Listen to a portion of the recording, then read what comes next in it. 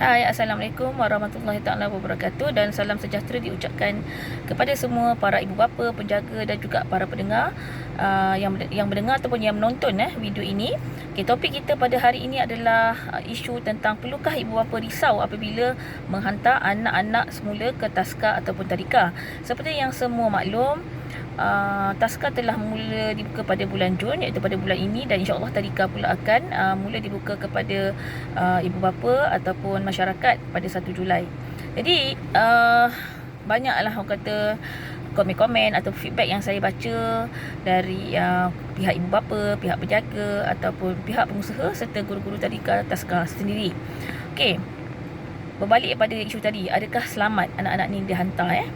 Okey, sebenarnya pembukaan tadika dan taska dilaksanakan dengan orang kata pematuhan SOP yang sangat ketat yang kami terima daripada Jabatan Kebajikan Masyarakat untuk taska, manakala KPM, Kementerian Pelajaran Malaysia, untuk tadika, dan juga JKM dan KPM ini SOP-nya tertakluk juga dengan persetujuan yang diberi oleh MKN, Majlis Keselamatan Negara.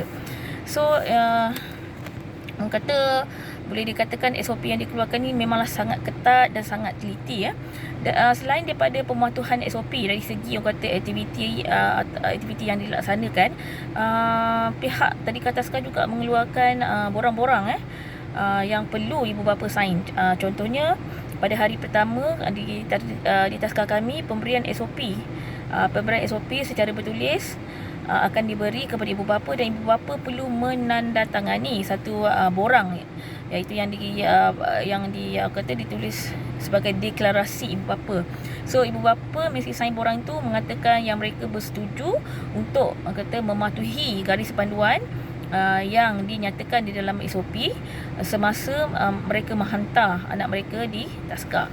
Sekiranya ibu bapa tidak boleh ataupun ada kekangan ataupun tidak setuju untuk mendatangi deklarasi ini, maka pihak taska, pihak kami tidak akan menerimalah anak-anak itu.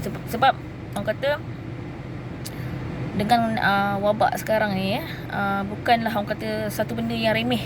Jadi ibu bapa perlu aware, dan juga cikgu-cikgu, guru-guru, pengusaha pun perlu aware dan patuh dengan SOP yang dikeluarkan.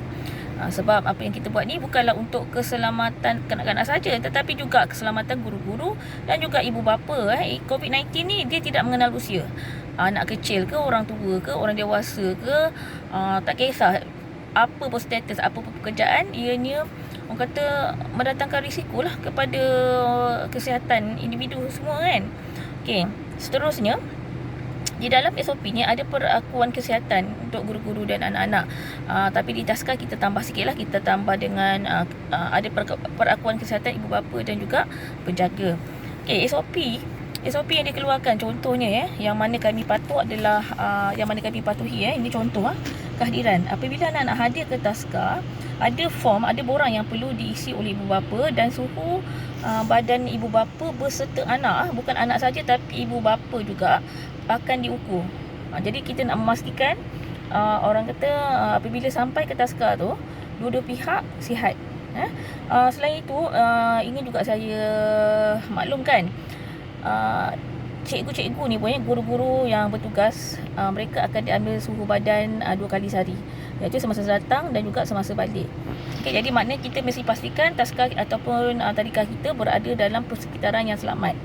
Okey, di dalam SOP juga ada menyebut tentang apabila ada gejala seperti sesama, batuk, sakit tekak ataupun mengalami masalah pernafasan, anak-anak ini tidak boleh hadir sama sekali di taska.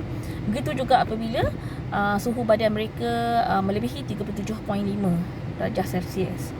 Okey, jadi yang ini pun kadang-kadang menimbulkan isu jugalah, sebab ada ibu bapa nak bekerja tapi anak sesama je, suhu badan tak naik. Tapi walaupun dalam keadaan suhu badan yang tidak naik itu, kami memang tidak boleh terima jika anak itu sesama, batuk ataupun mengalami masalah pernafasan.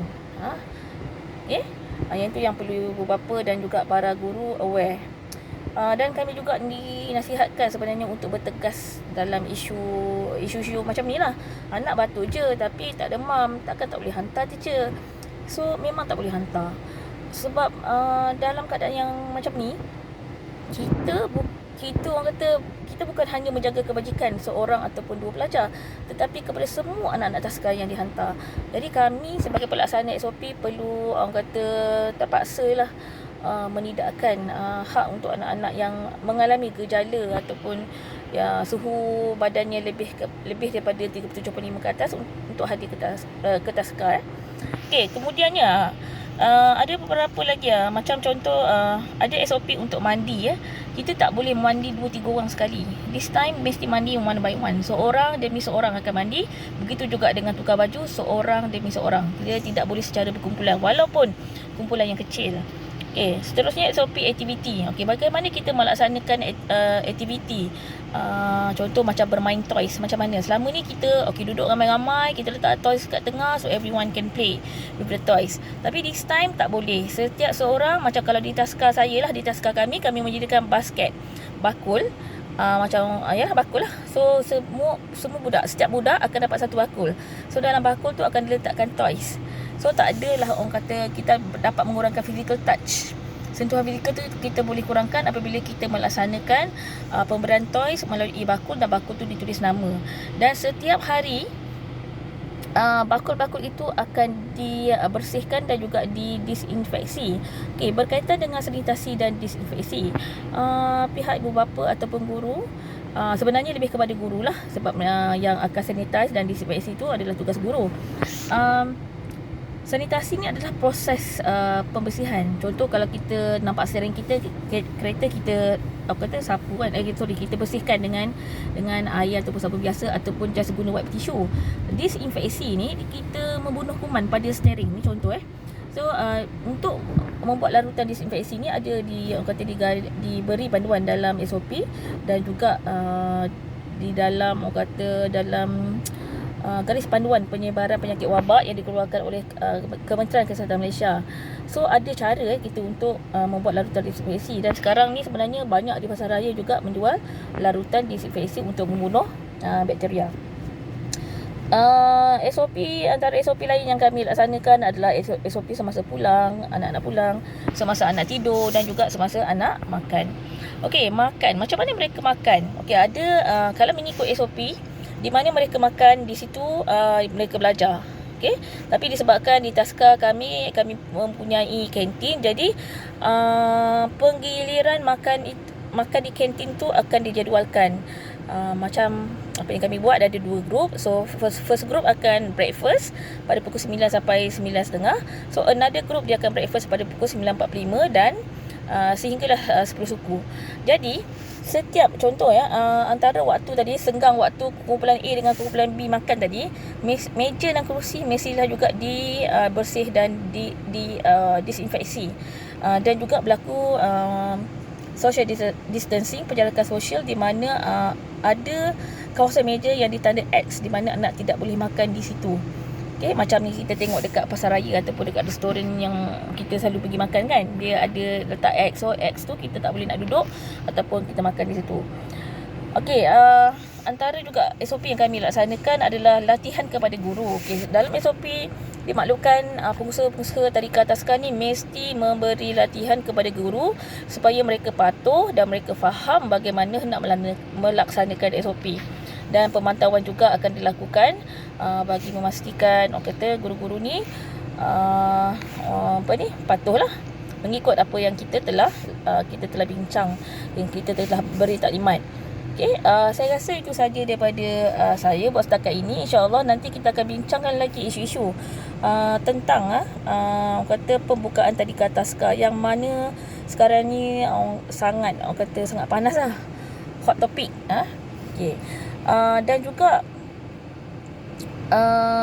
mungkin juga kita akan membincangkan tentang lebih lanjut tentang bagaimana cikgu menjalankan aktiviti, apa yang perlu diajar, apa yang perlu ditekankan, especially tadika kan. Kalau tadika ni kan kalau kita buka bulan 7, so nanti ada beberapa bulan saja untuk mereka menguasai pembelajaran bahasa Melayu ke, ataupun maksud saya pembelajaran secara keseluruhan lah.